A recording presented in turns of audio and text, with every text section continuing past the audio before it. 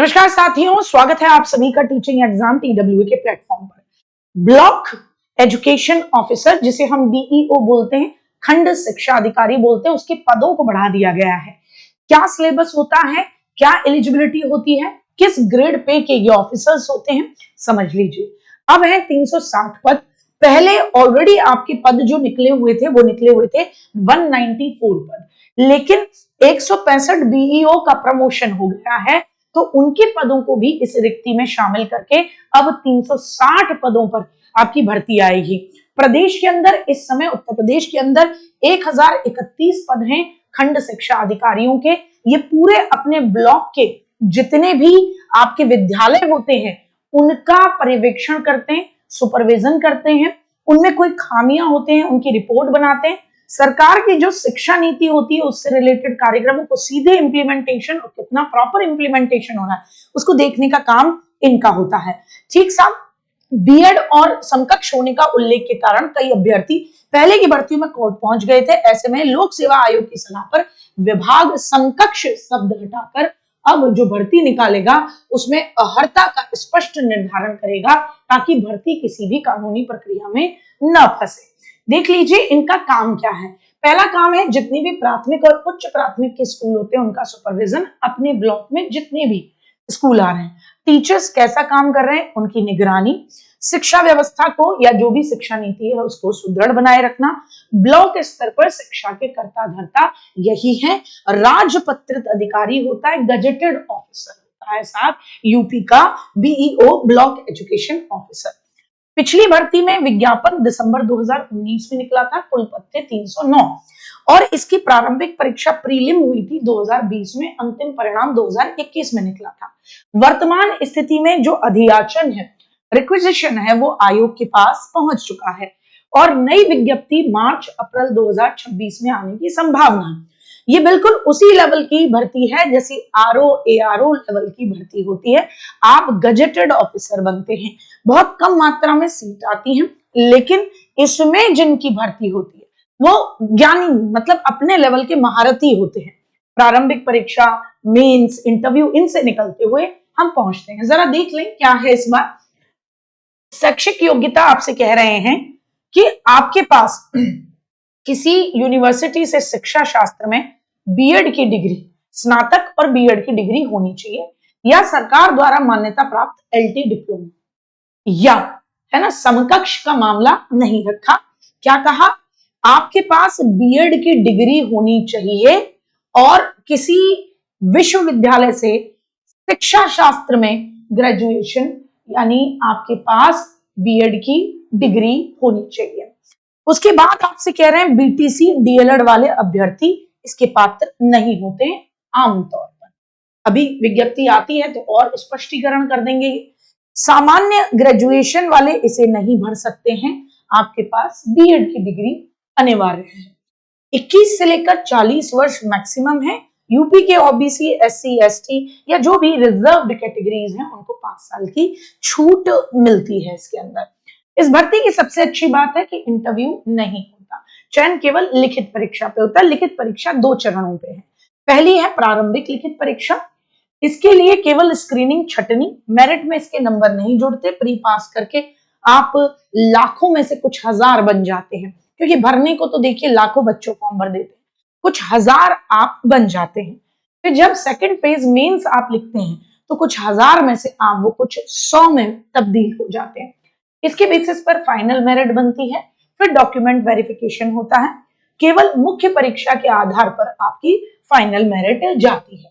परीक्षा का पैटर्न क्या है अगर मैं बात करूं तो प्रीलिम्स में आपके सब्जेक्ट होते हैं जनरल स्टडीज वाले, 120 MCQs हैं, 300 अंक के हैं, समय मिलता है 2 घंटे का और नेगेटिव मार्किंग होती है 0.33% की। 120 प्रश्न हैं और अंक हैं आपके 300, आप समझ सकते हैं, और नेगेटिव मार्किंग 1/3 यानी 0.33 की रहती है।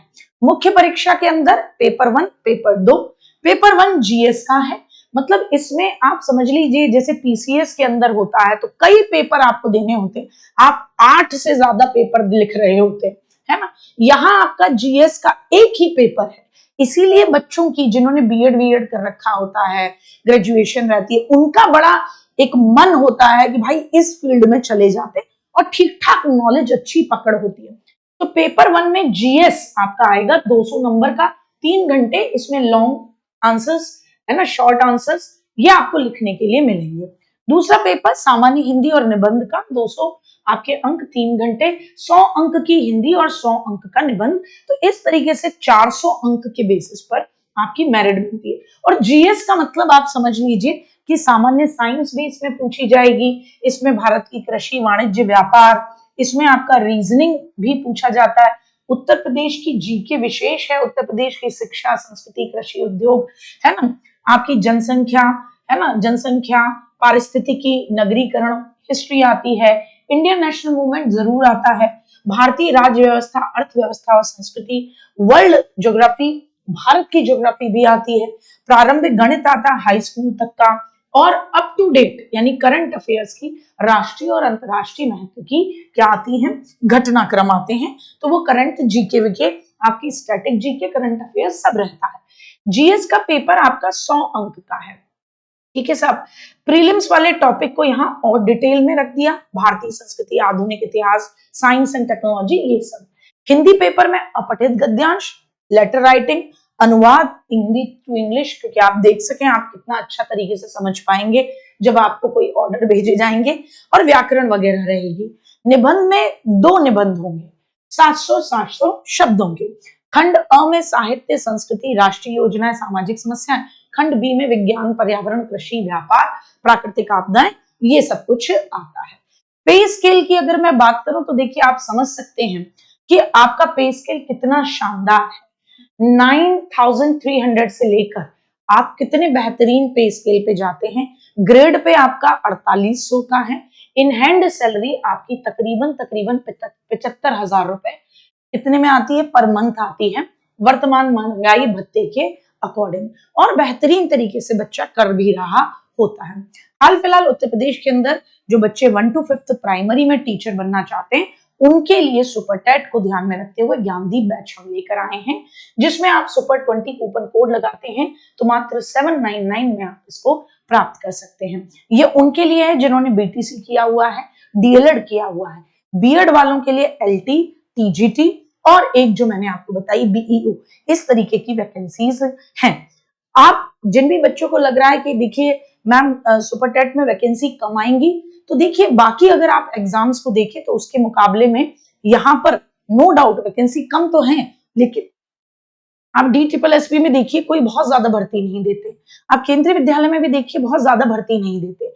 आपको भी इस चीज पर ध्यान देना होगा कि कहीं आप केवल आंदोलन के लिए न चले जाएं, आपको अपनी तैयारी भी बेहतर करनी होगी। आप तैयारी अपनी इतनी अच्छी कर लीजिए कि जब नोटिफिकेशन आए तब हम इस स्थिति में हो कि अगर हम अपने 10 दिन या 15 दिन सिर्फ हल्का रिवीजन करते हुए और अपने हक की लड़ाई में बैठ सके तो हमारे पास मौका हो।